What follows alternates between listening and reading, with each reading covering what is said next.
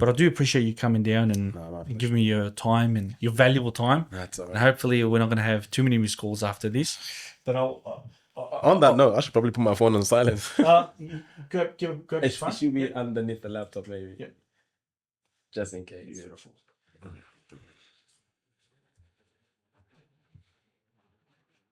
Oh, awesome.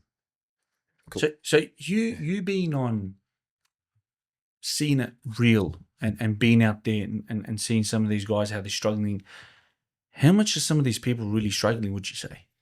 Look, it's dramatic. Because we don't see it on the news. No, well, the news is not going to show you the everyday stuff. And if they do, there's an agenda behind what they want, all right? What I see in the everyday, for example, like I sort of mentioned earlier, yesterday I visited a family, single mother, no vehicle in the house, and she has to somehow manage with 5 young people, and all of them under the age of 18, which means she's a full-time carer for these children, right? And her struggle story, if you were to hear it, it's like, Jesus, people like these exist. They're talking about just getting bread on the table being the most difficult thing.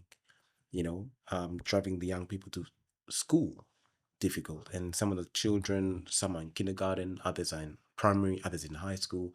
How are you going to manage that without having, a support system for you?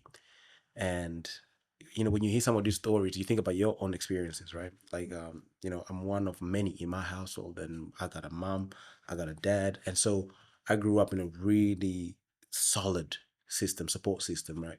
So when I hear some of these stories, although I can relate to some extent, but a lot of these things that they say, I can't really relate because they've always been present for me. So the little things that we might perceive as little and maybe not even think about, a lot of people are constantly going to bed with.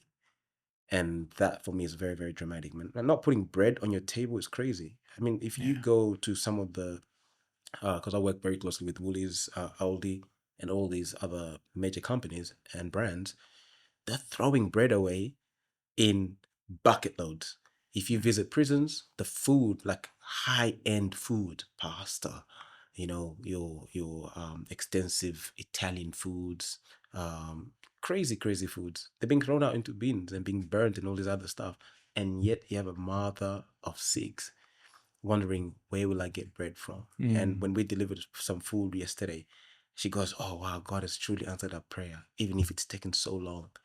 And yeah, so where's she from? She's come from overseas. Yeah, she's from overseas. I believe she's been here for a while. But she separated from her partner, and whatever's happened in between has obviously caused them to not be present together with the children. I don't know what the setup system is in terms of the father having access to his children and mother and vice versa. We don't try to get into that. Our job is to make sure that these people, they just get what they need. It could be clothes, it could be food, it could be just, even just helping them, connect them to the right foundations, organizations that might support them with builds, all that kind of stuff. But yeah, man, to answer you shortly, she's from overseas. She's gone through what she's gone through, even from overseas to get here. That was a huge process as well. So it's because you get a lot of people pointing fingers and blaming and saying, oh, some of these guys are taking the welfare and they're doing this, but I think it's deeper than that. I think some of these guys are really struggling in other areas. Yeah. Look, I'll give you perspective, right? This is something that my work with Acts of Random Kindness Victoria, what we have been fighting for a very long time is systems. We believe systems is either what makes or breaks people, right? So back home, for example, so I'm from Tanzania, right? We're born in Tanzania. We have origin from Burundi. And in these countries, what really works is the whole idea of everyone supports everyone. I don't know if you've heard of the phrase Ubuntu, which is something that is being thrown here and there. And Ubuntu is this idea that, well, I can't be if you don't impact me. I am because we are. That type of thing, right? It's a collective mindset, right? The idea that if I was walking down the street and someone sees me, naturally that person will greet me. They'll know where my mother is, where my father is, where my house is, and everybody knows everybody. It's a really cool network. And Tanzania, compared to the Australian population, is like, I think it's like 9 times bigger, you know, or more. But a lot of people in these towns or villages or cities, they know each other because we grew up with this idea of support networks from a holistic point of view, right? In the Western world, your neighbor could die next door and you wouldn't know. Yeah. That's scary. You know what I mean? So what people don't understand, right, is this woman, for example, right? When she was home, she had a proper support network, grandparents, parents, sisters, brothers, everyone to support her. But something has happened, usually civil war, or some other crazy thing that happens. It could be, natural disasters. It could be anything, right?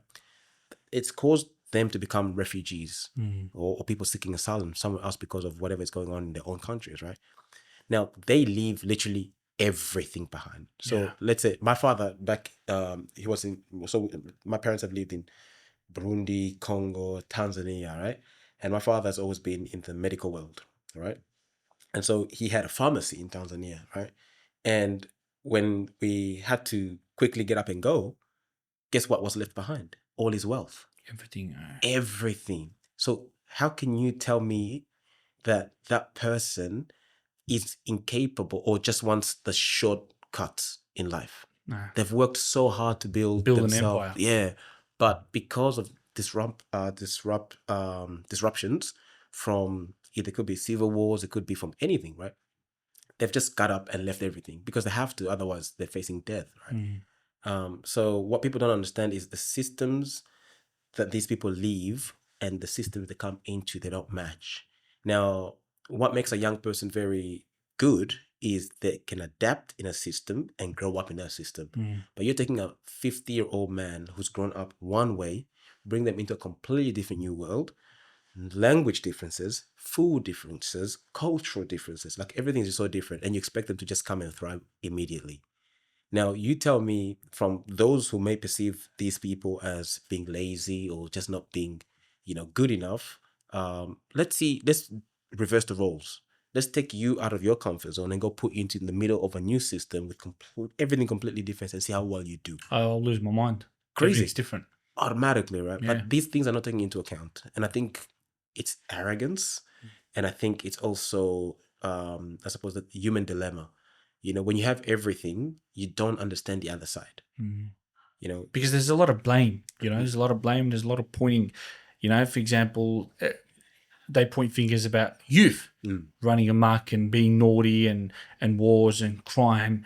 But I deep down, I feel like there's something more to it. There's something contributing to that. Where they're not growing up, obviously the culture differences, but they're not growing up with a father plays a role. The mother she's very loving and caring. She kind of doesn't want to go too much on the children. And then they become ruthless and they go on the street and they try to make money and they're running amok, And then we point fingers and say, look how naughty these children are. Look at this community. Look at this black community. But I think it's more than that.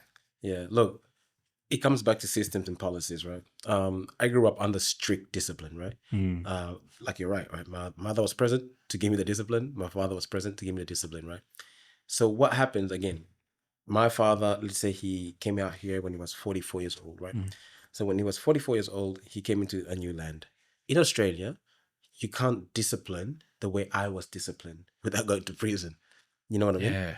So he knows discipline only from one stream. So when you take these ideas away from them, then they're going, okay, so we can't like discipline our kids the way we traditionally discipline them. And now they can do whatever we want. All we gotta say, oh, stop, don't do that. Yeah. Kids don't listen to that. And look, if you were to compare African youth in the Western world compared to those overseas, two different breeds. And the only difference is policy and systems. Like I said before, right? I could do something in Australia and my neighbor wouldn't even care.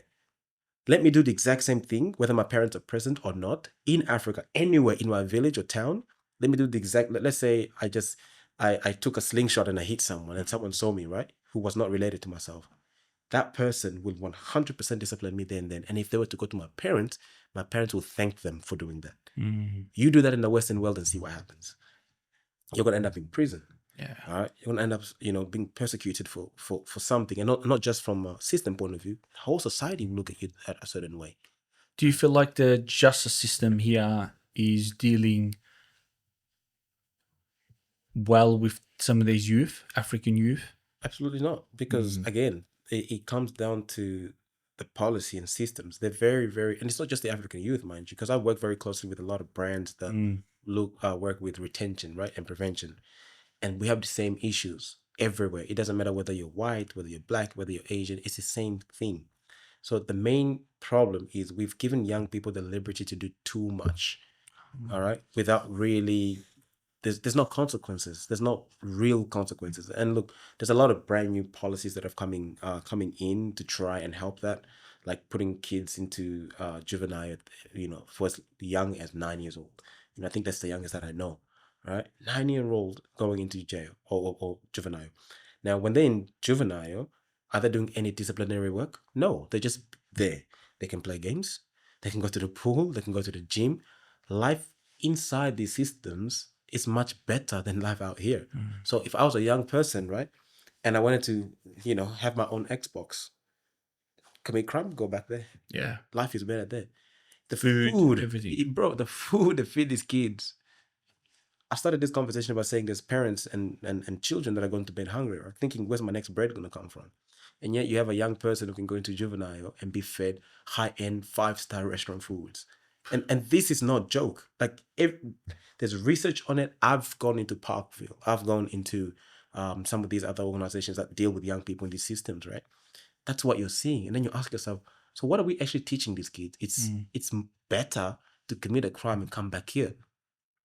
Because free gym, free food, free everything. Like they're looked after properly. All right. And if worst case scenario, right? If they obviously need a bit more help, they put them on meds. Now these meds just make these young people docile. They gain weight, or they basically become dependent on those medicine. And that also obviously alters the way they operate as well. So by the time they come out, it's either they become dependent on those medicine, or if they go off them, they go worse than they were before. So there's no real solution there. Whereas the work that I do, for example, with the young people, it's more about character development, right? It's like you come out of that system, I sit down with you, or in a group setting or one-on-one, and I tell you, okay, you are 15, 16, 17-year-old, right? It means your whole life is ahead of you.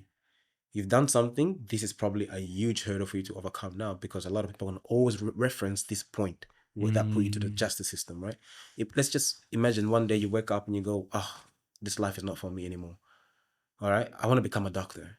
You know what? You probably won't become a doctor just because you do this. Now, I try to do it before they go into the system. That's how I work out very closely with like year 5, year 6, and I remind them those, because you can obviously see the trajectory of some of these young people, right? Just based on the everyday mannerisms. And I sit down with them and I show them vividly, oh, this is a picture of someone who went to jail.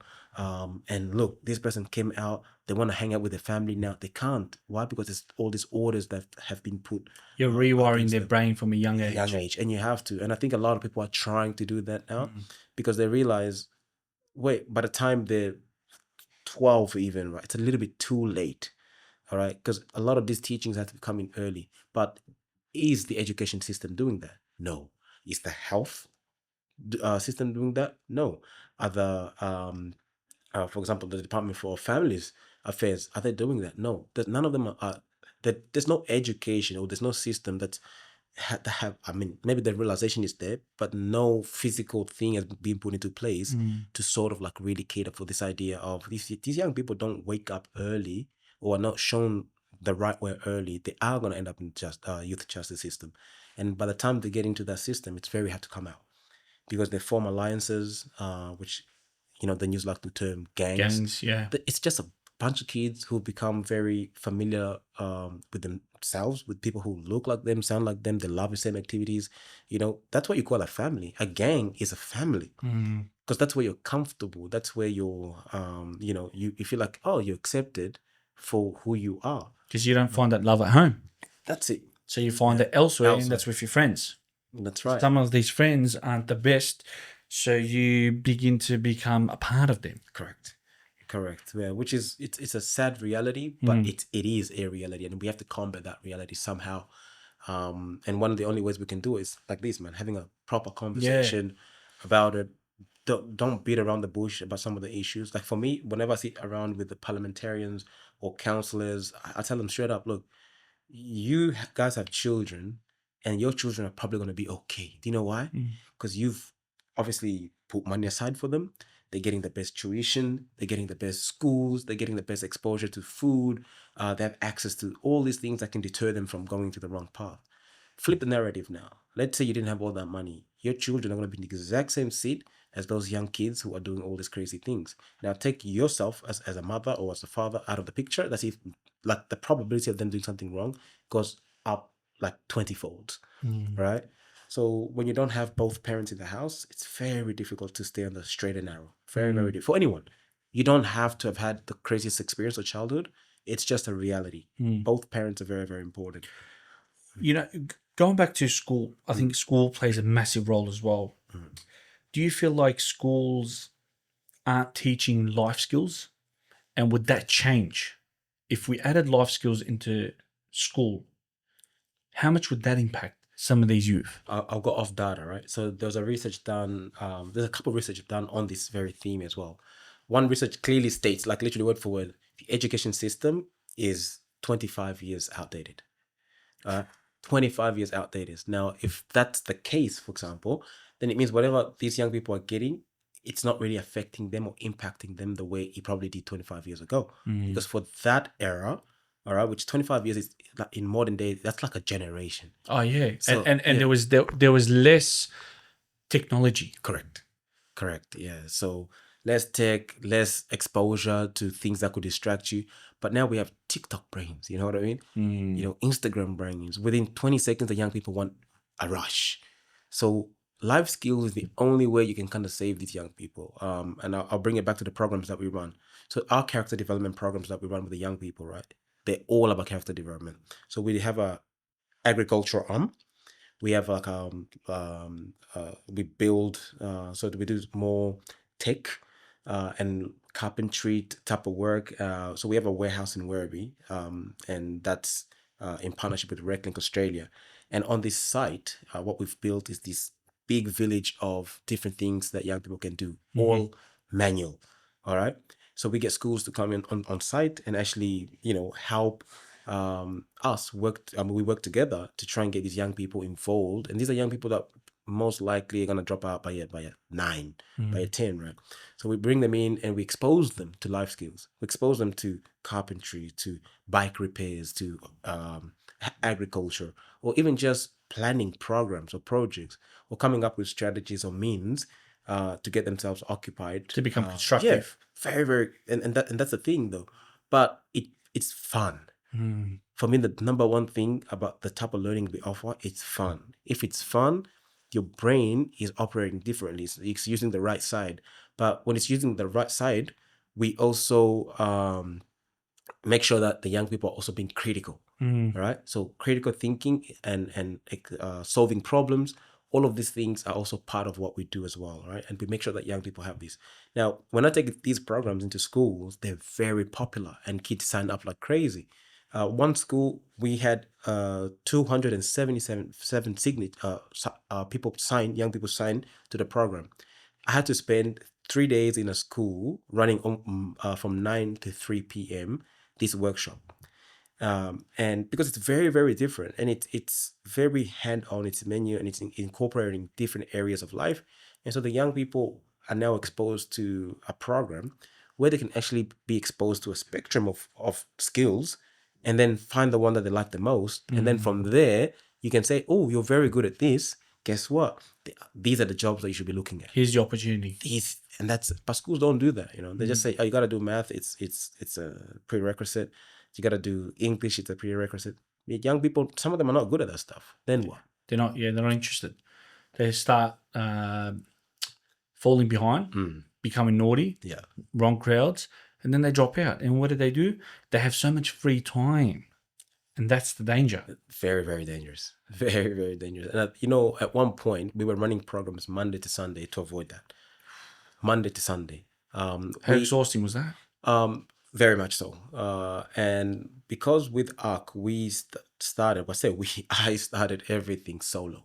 So in my program started out in Brimbank, which is western suburbs, right? In St. Albans to be more specific by suburb. And one thing about St. Albans is it's where it was a hot spot for all these antisocial behaviors, right? And one day I'm just there, I'm sitting down, not sitting down, I'm doing my exercise as I would. I was training for football, and three young boys originally came to me. And then they bring, I think, with two or three other friends. It was about 5 to 6 of them in total. Came to where I was stationed doing my training, soccer training, because I was playing football at a high level. So I used to train almost every day. But on a Wednesday and a Saturday, they were like my days where no matter what, I can't miss my days of training.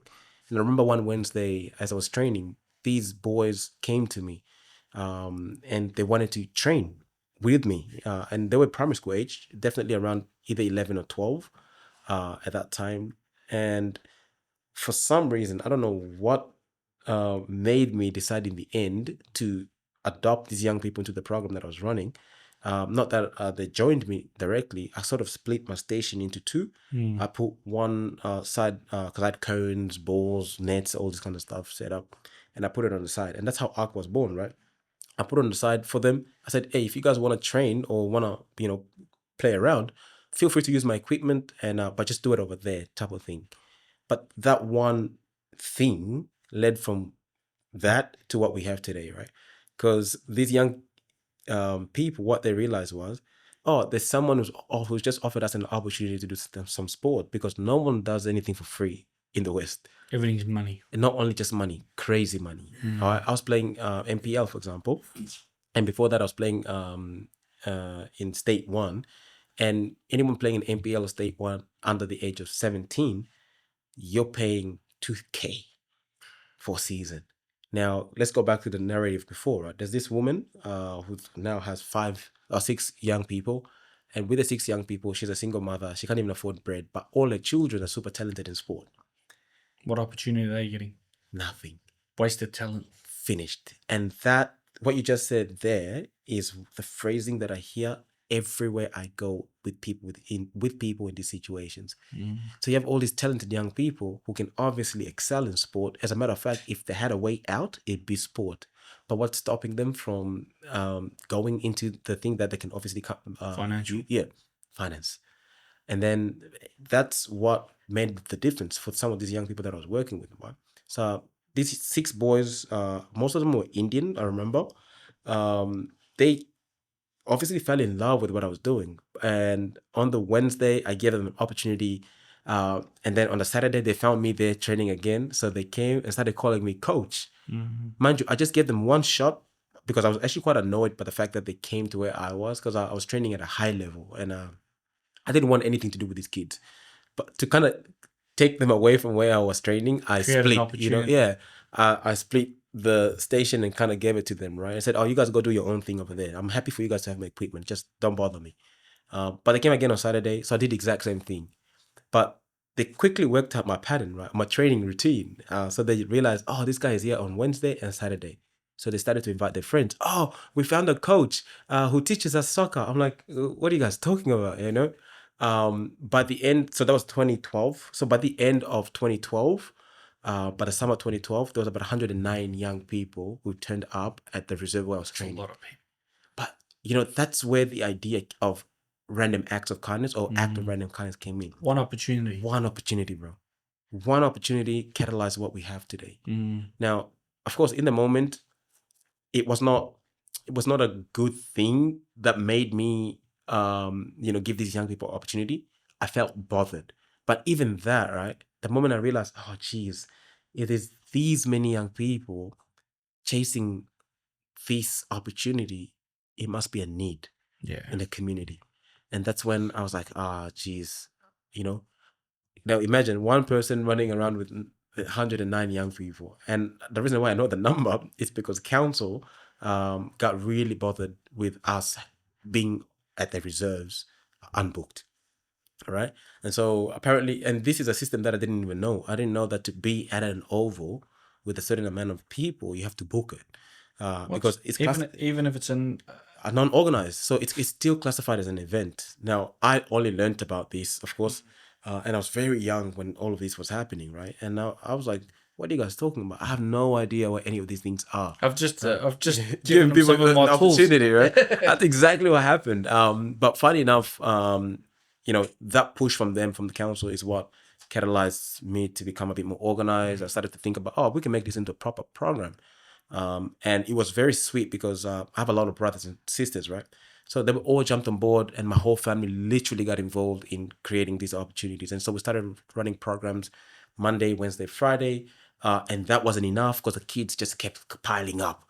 And so we had to do, literally, like I said, Monday to Sunday, opportunity for young people. And so we would fill up this oval, and it caused a whole lot of problems with the council for a very long time, until I realized, geez, because they started talking about things like public liability, all this kind of stuff. I'm like, what is public liability? What are you guys telling me about all of this? You have no idea about it. No, I just gave a ball and cones to these young people, and so on and so on. But why I'm saying all of this, brother, it's because the opportunities are not there.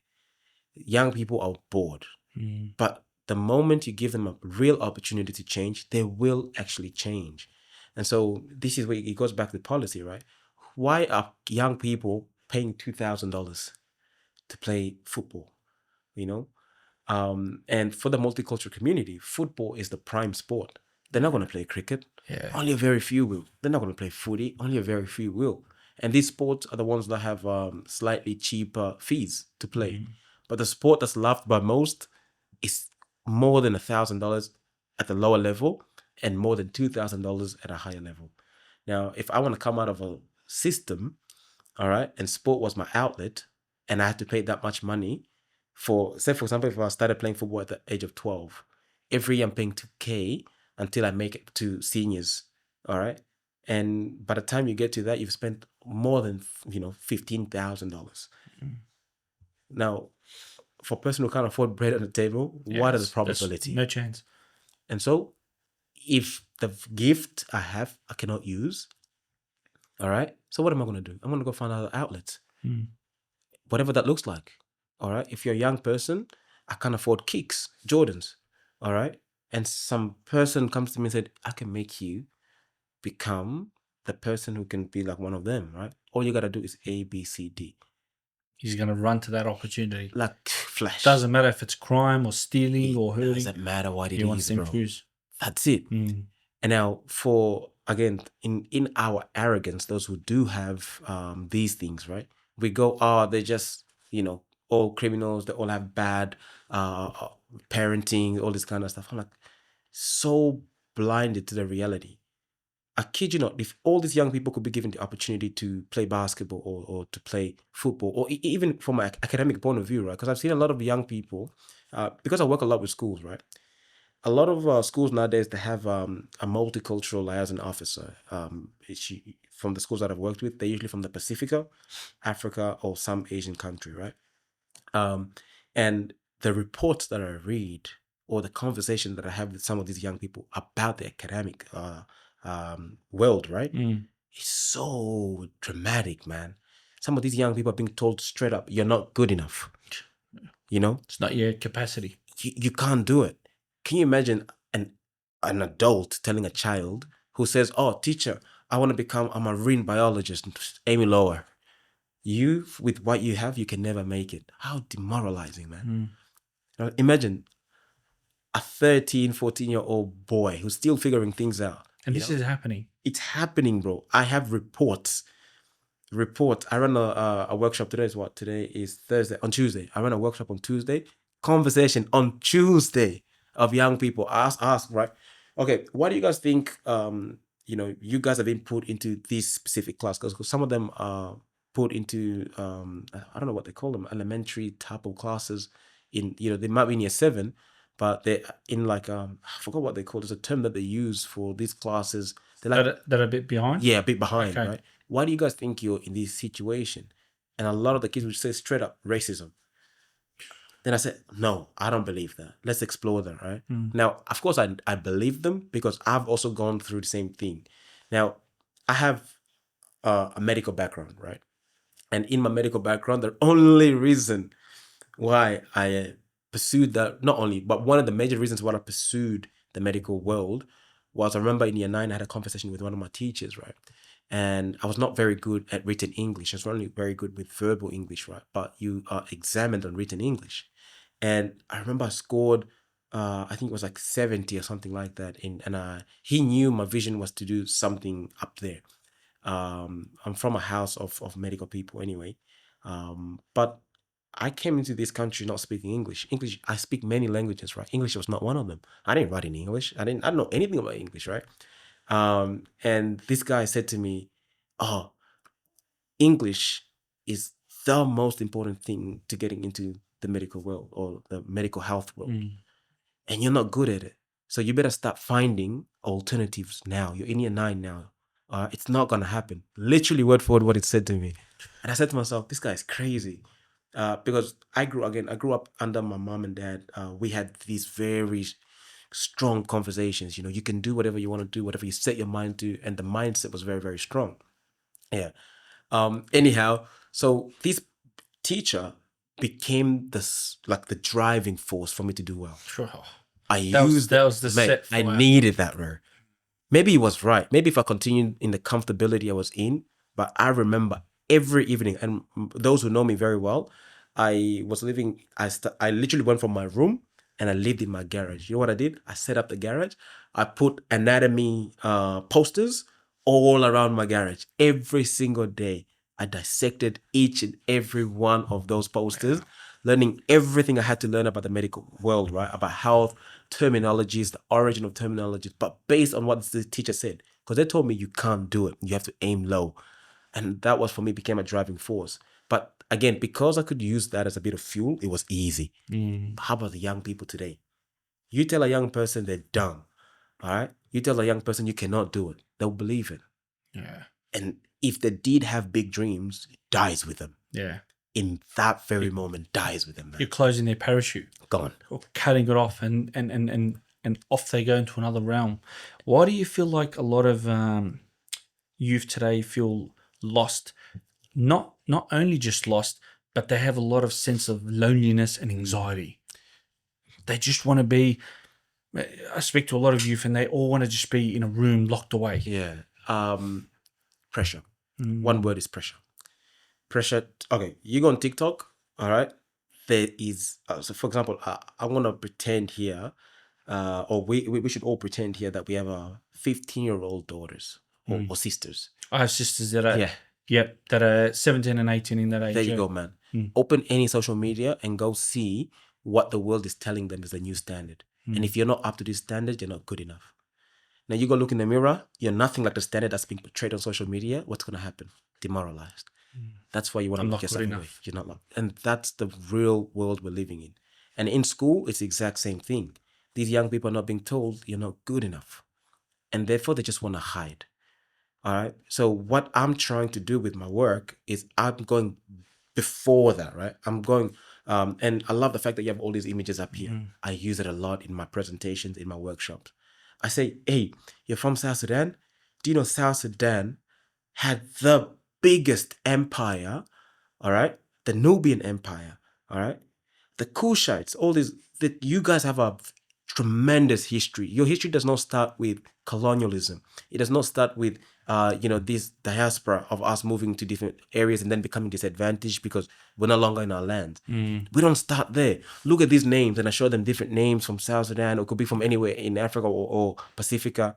These are people. That's the history you carry within you genetically. But someone has suppressed that, all right, because they've cut you away from your history. What you need to do is you need to do yourself some due diligence, and you have to study about your origin. Because the moment you realize the power that's within you, no one can tell you you're not good enough, and you believe it. It's crazy you say that. If we can search, I forgot his name. He's a brother from Sydney who's become a lawyer. Right. If you could just write, what was his name? If you could just do searching about a lawyer, a Sudanese lawyer that came from overseas from Sudan War. Right. And he became a lawyer and he lives in Sydney. Fascinating guy. He talks about his story, how he came from war, taught himself English, and then became, I think, is that his name?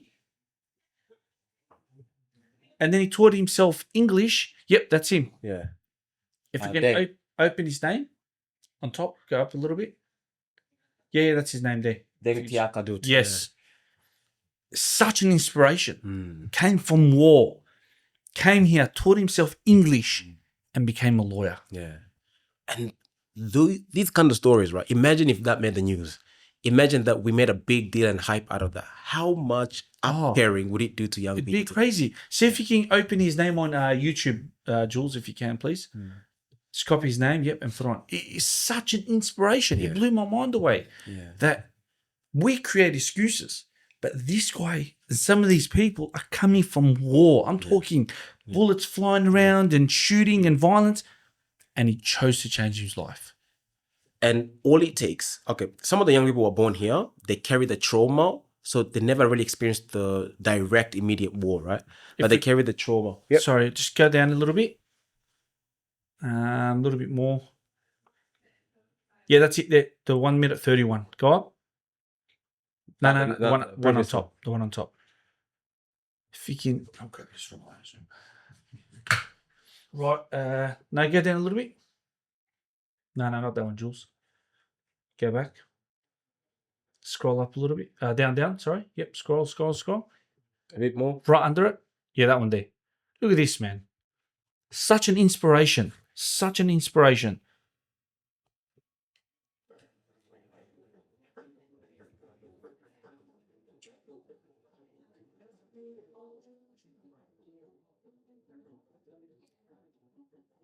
years old.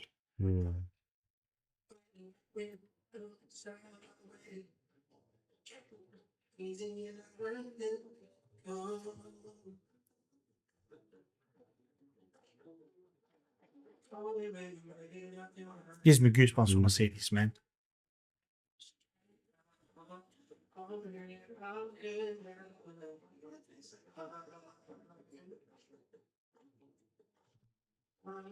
What an inspiration. Taught himself how to read.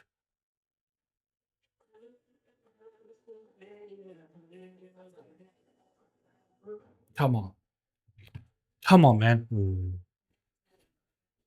You know? Look at that. What an inspiration. When you see something like that, man, it gives you goosebumps. It tells yourself, you know, we have no capacity. We can accomplish anything we want if you put our mind to it. And that's what it is, man. And I think that's why stories are very, very important. Culturally, we've thrived off stories, you know, little reminders. Young people are not being fed the right things anymore, man. And I think for me, when I see this, it's a different world.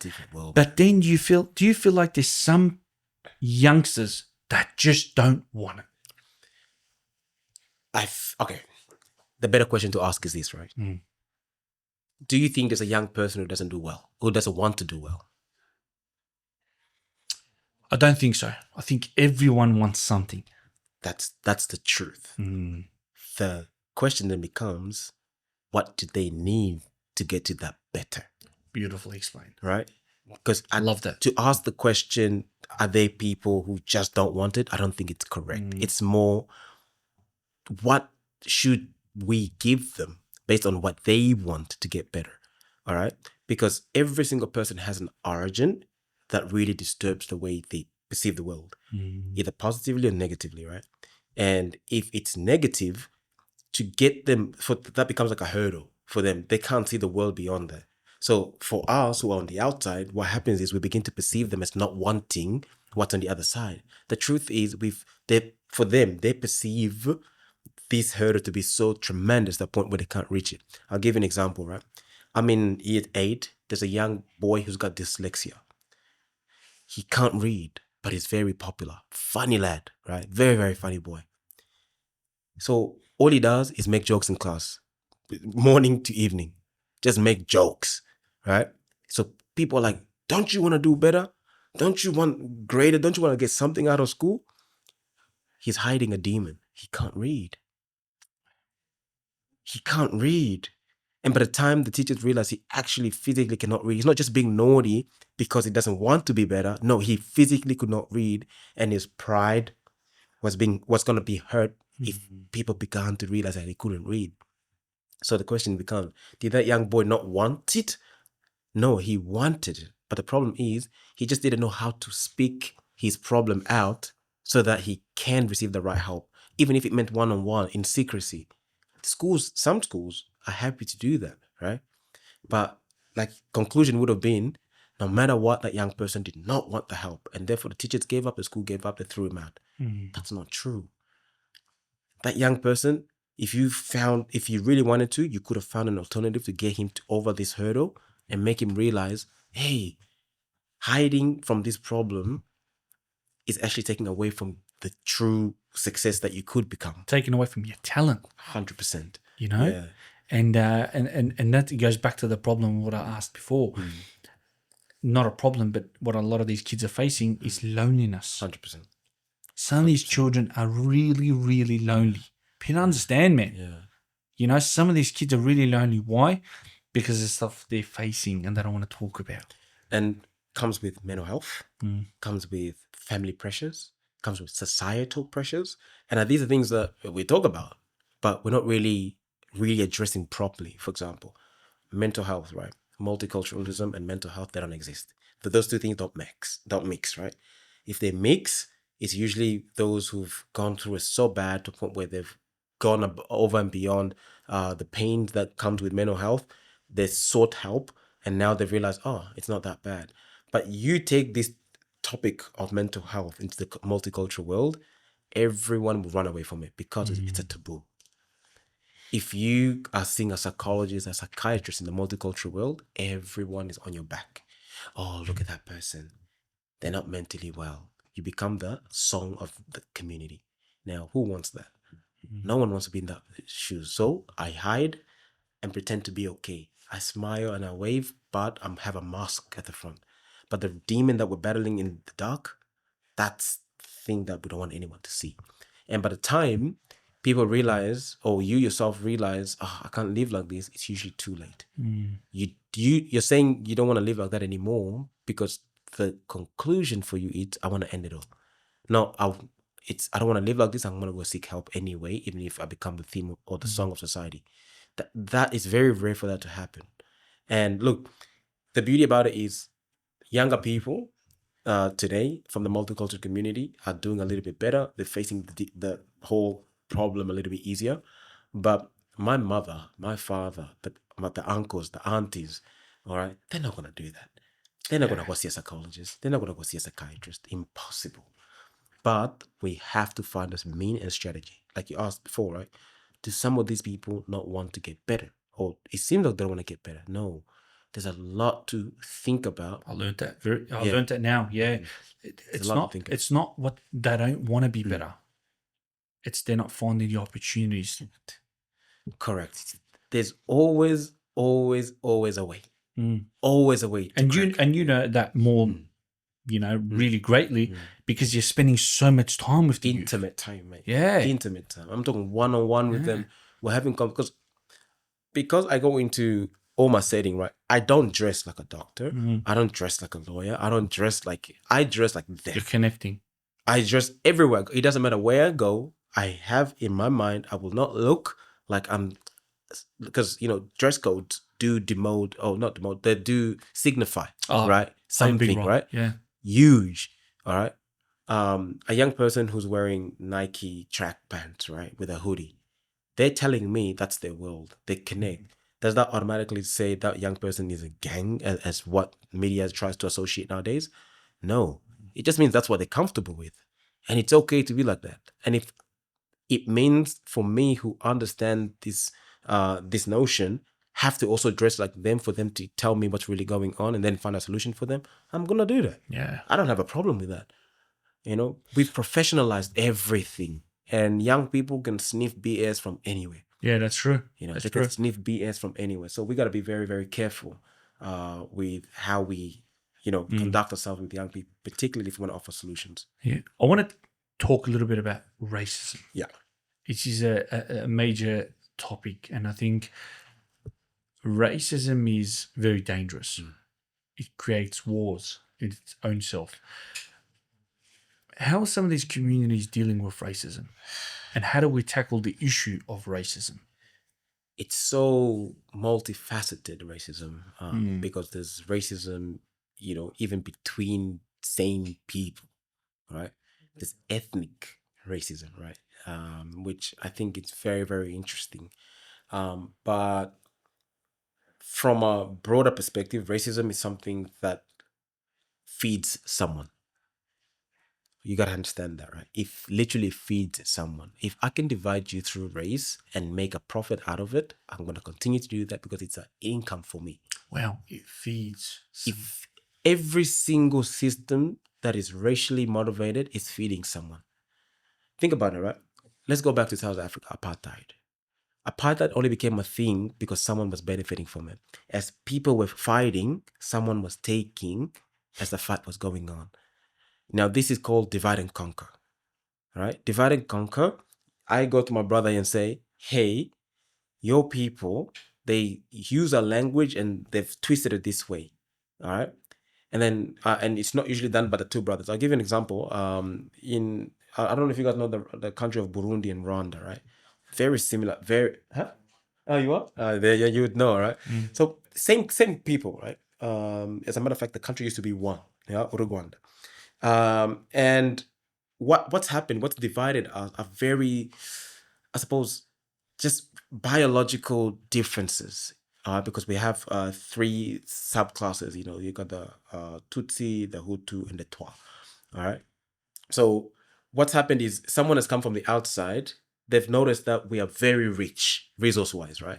And gone, how can we get the resources without us fighting them all at once? So I'm gonna go whisper in the ears of this group, and the ears in this group 3 different things, but say it's coming from the other side.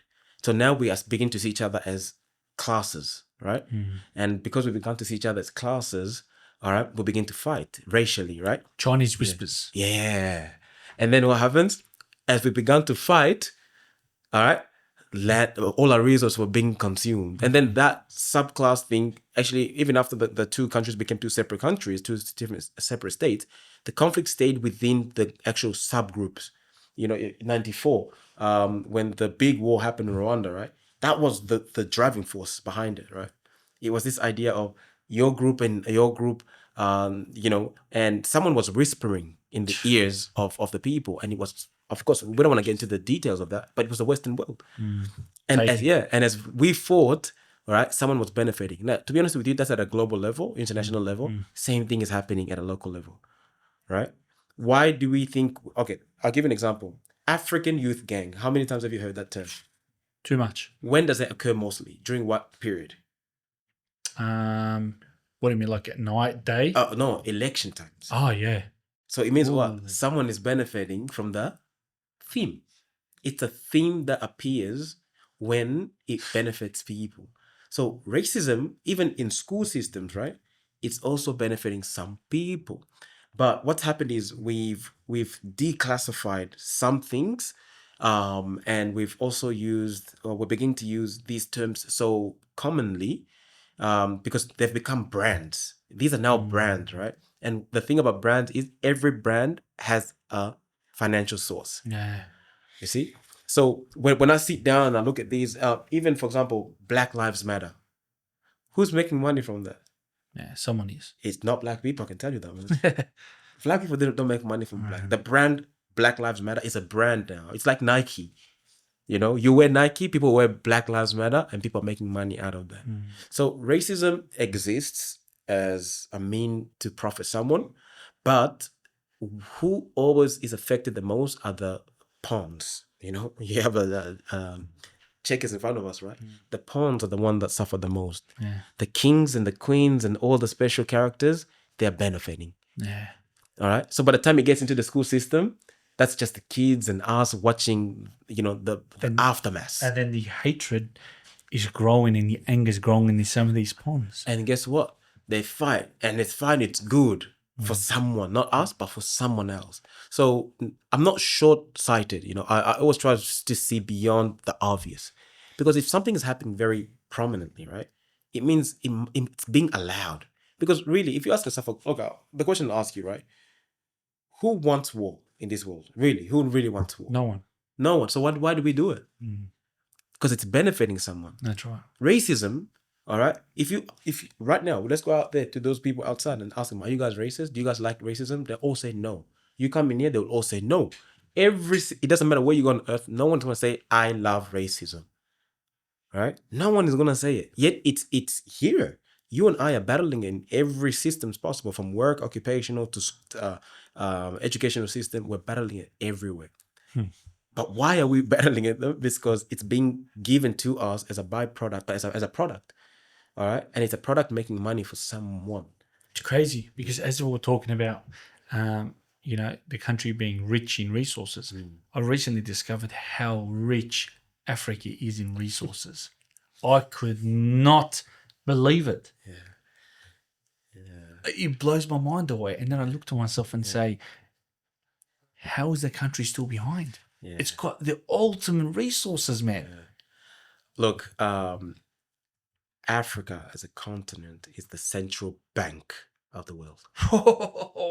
It's the central bank of the world. There is no land on the planet, all right, that does not have its share in Africa, because Africa is where it's all happening. And the reason why Africa has to be the way it is systematically, right, is because if Africa was to ever rise and become, like Europe, for example, the Europe system, the whole continent of Europe will fall easy, because Europe does not. Unfortunately, see how much Africa is playing a role. Mate, if Africa was to shut, there's a reason why every single time a leader rises in Africa, he's killed. They have to, because if Africa shuts its door in terms of like resourcing the Western world, there is no Western world. I can promise you that much. Because the Western world, if they are very successful, they go get most of the oils from the Middle East, Upper North Africa, right, regions, right, including Sudan and so on, Nigeria and so on, right. If they need resources like uranium, if they need resources like cobalt, if they need resources like gold, diamonds, right, abundantly, they come from Africa. Now think about it, right? Swiss Bank, Look at that. yeah, Swiss Africa. Bank, yeah, yeah. 70%. Correct. It's the central bank of the world. All this tech that we have, say for example, your phones, your laptops, all these things, without those minerals, all right, your zinc, your uranium, cobalt are the biggest one there, right, which is predominantly out of the Central Africa, Congo and Central Africa. If those things did not exist, the tech we have, right, would not be possible. It's going to go crazy because the EV. Talk to the mic, Jules. To the mic, yeah. It's not going to go crazy because with the EV AI, because Correct. the AI is going to need cobalt, Yeah. the EV is going to need cobalt. Correct. So now it's time for African to be explored than ever. Yeah. Because I don't think during the Iranian period, Yeah. they're just looking for one Metal. in Yeah. Europe. Yeah. Now they're after several minerals. Yeah. Because there's a AI war going on. China wants to take on the cake. America wants to take on the cake. Yeah. Because I don't know if you know what is going on the DRC. Oh yeah, It's crazy. absolutely. Yeah. Because Look, the America, they want to be the one to be the preference. the lead. Yeah.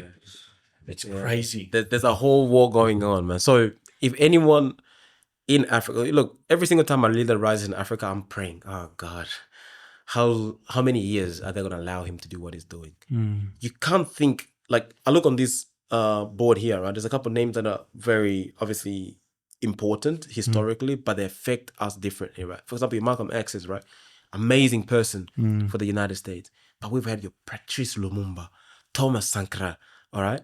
We've had Haile Selassie, we've had your Nelson Mandela's. His death was a bit more natural, but his life experience, man, was against the Western world.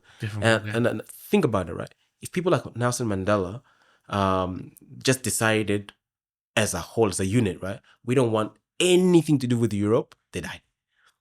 All right. Now, one of the most promising leader that was coming out in the 60s, 70s, right, was a gentleman called Patrice Lumumba. Now, Can we open that up, Jules? Yeah. So Patrice Lumumba, he's very, very significant. And as a matter of fact, if you watch the African Cup of Nations recently, right, there's a big, That's him? Yeah, that's him. So This guy looks like a machine. yeah. So this guy, he was chopped to pieces, like literally chopped to pieces and put into bags, and his body was scattered in different regions, and it was actually dissolved, right? Yeah, dissolved with acid, right? That's how much he meant as a symbol for advocacy and resilience. Resistance. And it shows you the power of some people willing to die, knowing they're going to die. You know what you're saying there? That's his life dogma. His life dogma was, I'm going to die for this, I'm going to die. I'm gonna go hard. And of course, the typical story, betrayed by his own people, that kind of stuff. We're kind of trading in a political world is a bit sensitive, but a lot of people know this, right? But this man, he rose because what happens? Belgium have realized, oh geez, Congo, it's the it. If we just have Congo, we'd never have to do anything for the rest of our lives. All right.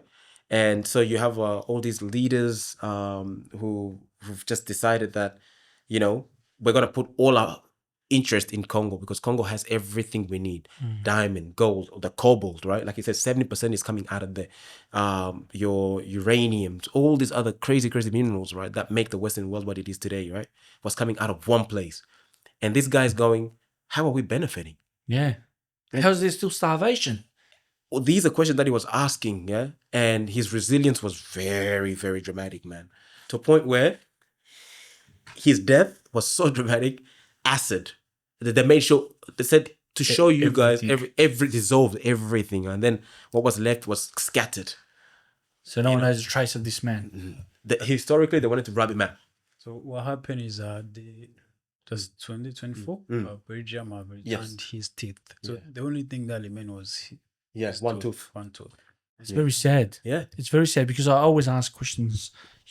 I think the most important thing in the world is people need to wake up and ask questions. Stop being afraid of asking questions.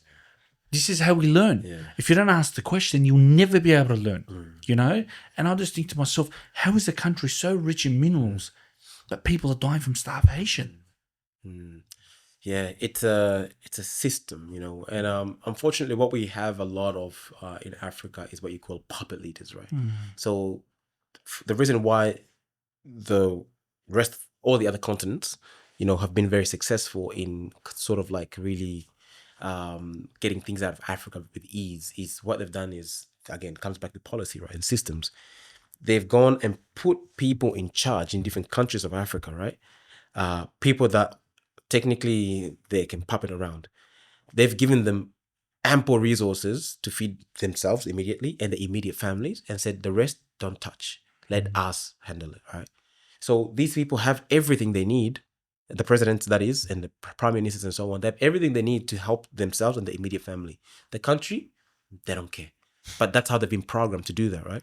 Now, people like him, all right, they come into the picture and says, so they try to whisper the same notion to him. He cuts them off. Yeah. In Benin, same thing, right? Cut off. All right. Burkina Faso, Thomas Sankara, he cut off the West. All right. That's the same thing that's happening with Ibrahim Traore. Same thing. So he's the new sunrise in Africa, right? He looks like a very disciplined man. You cannot afford not to be. To do what he's doing, you cannot afford not to be. I was reading a little bit about him.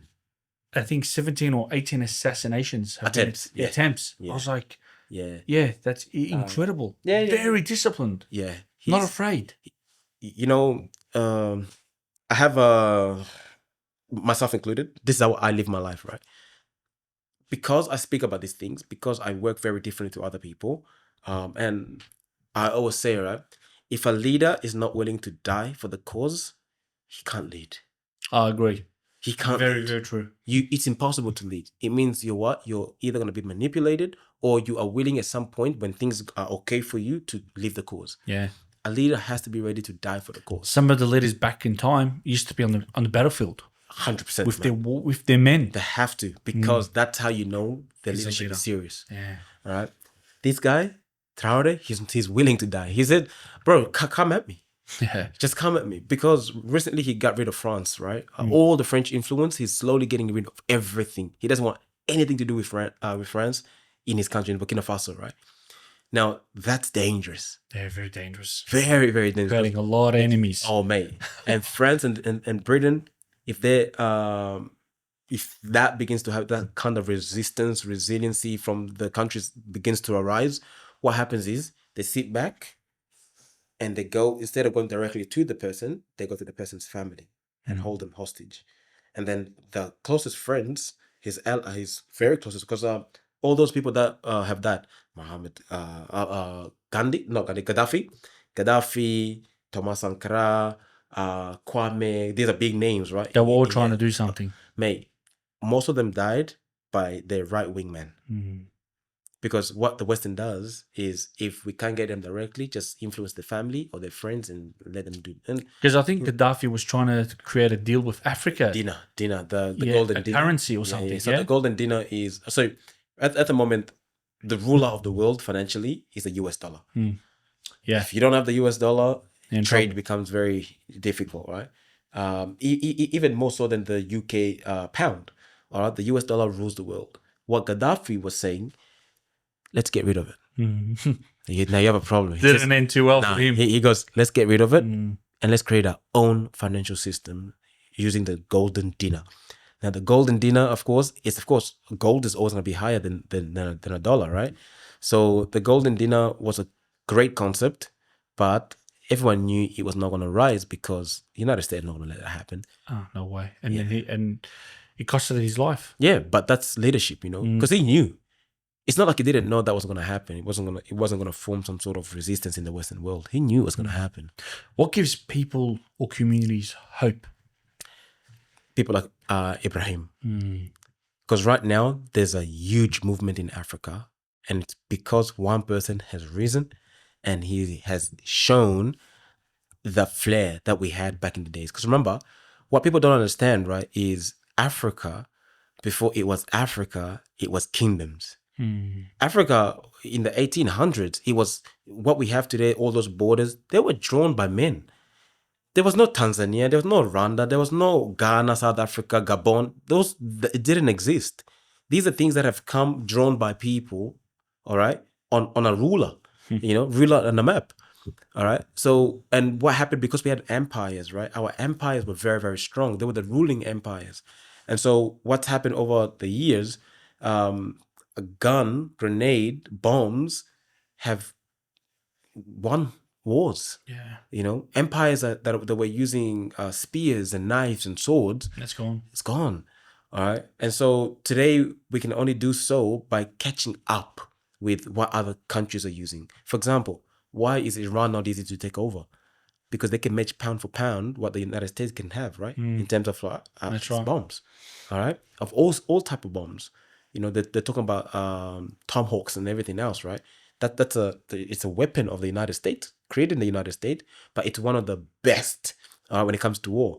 But Iran has the same. China has the same. North Korea has the same. So if they were to go to war, they're going to a real war. But Africa, no country in Africa can go to war with any one of these. What are we going to use? Yeah, it's not so war. Behind. It's massacre. And that's how our empires sort of fell away as well, right? But again, the other part about our empires that really died even before the fall was a white man took a pen and wrote history, and history is written from his perspective. That's why it's his story, not our story. You're not gonna hear about our empires and how we ruled the ancient world, right? You would have to do deep research to find that, right? I think the world's richest man at one point was named Musa something. Yeah. And he was from Africa. Yeah. What was his name? Mansa, yes. like that. Yeah. Man. Yeah. The richest man in the world. Yeah.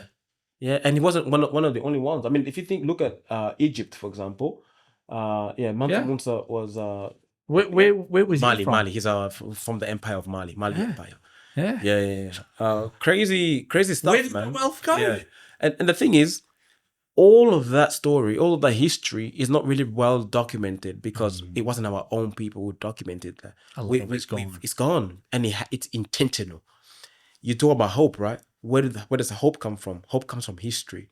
I look back and look at Thomas Sankara and say, geez, I want to be like that guy. I'm inspired. Yeah. But nowadays, a young person looks at Lil Wayne or your Tupac to be inspired. Yeah. That's how shortcoming it is. Yeah, that's why I have Yeah. his photo of Malcolm X, Malcolm X, because yeah. he knew he was going to die Yeah. for the truth, 100%. but he still didn't care. He didn't care.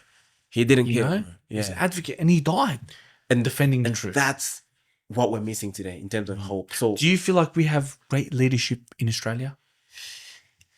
from a governmental point of view, no, because it's Liberal Party and Labour Party is the same thing to me at least, right? I look at them and I say they're trying to achieve the same thing, and it's a game. Whoever, it's like tennis, right?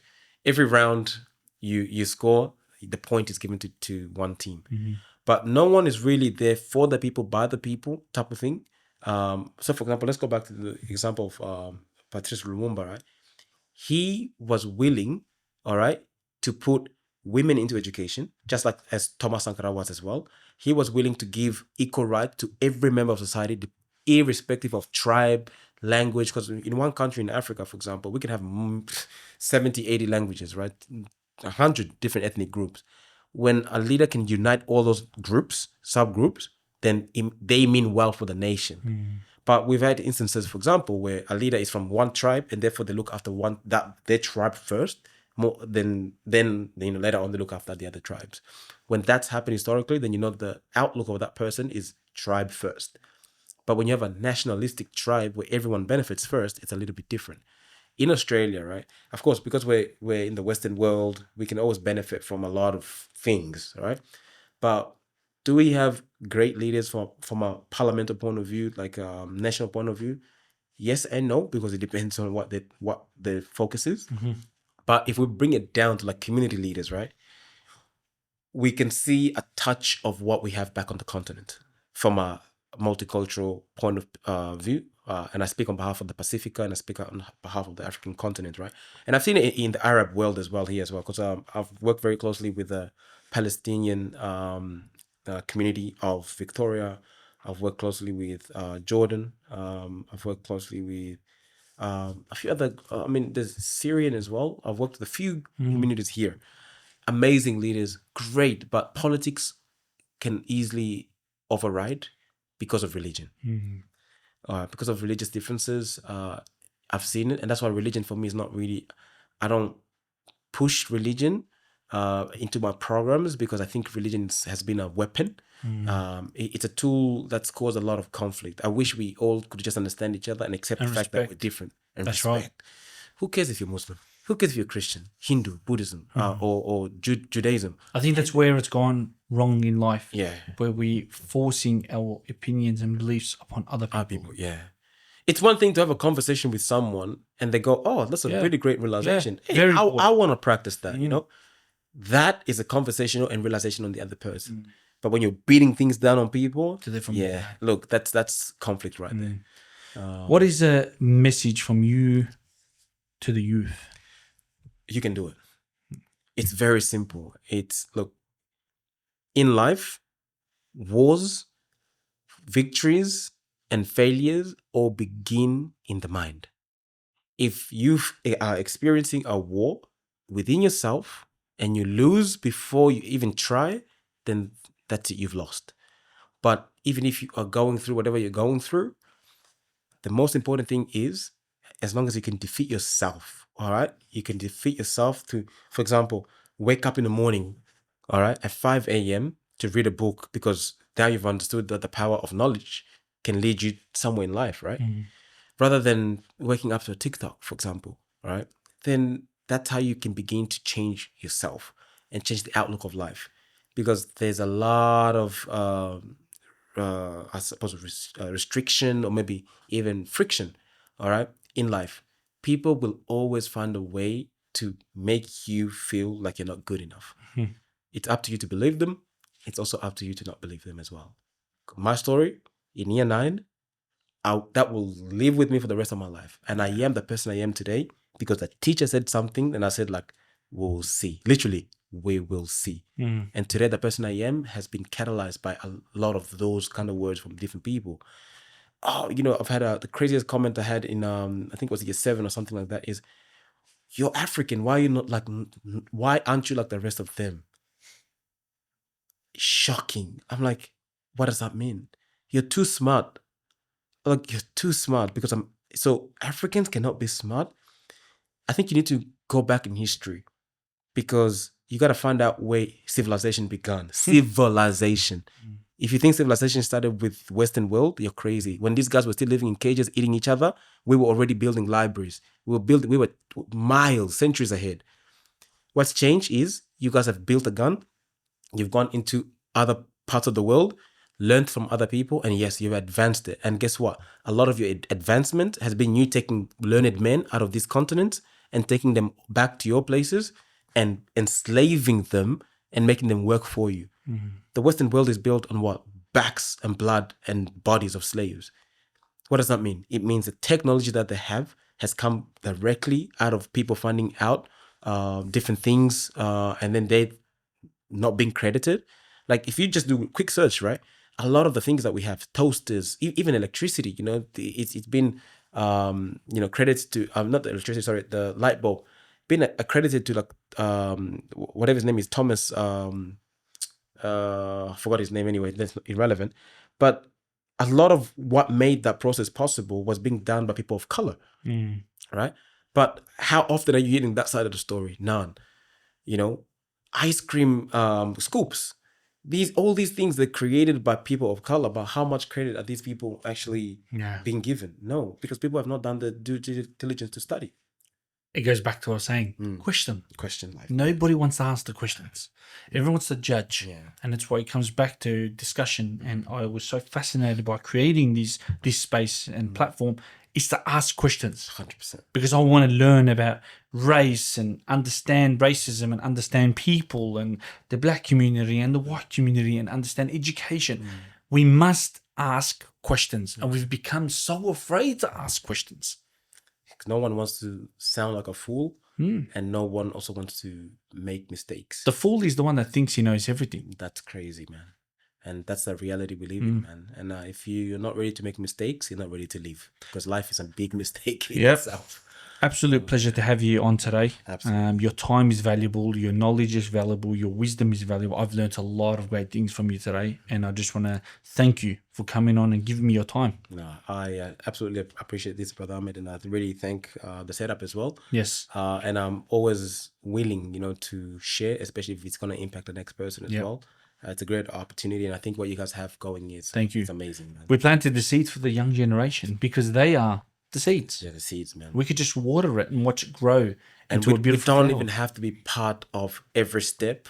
If the foundation is right, naturally things will grow. Will flow. Yeah. Absolute pleasure, my friend. Thank you so much. Thank you. My pleasure. Absolutely.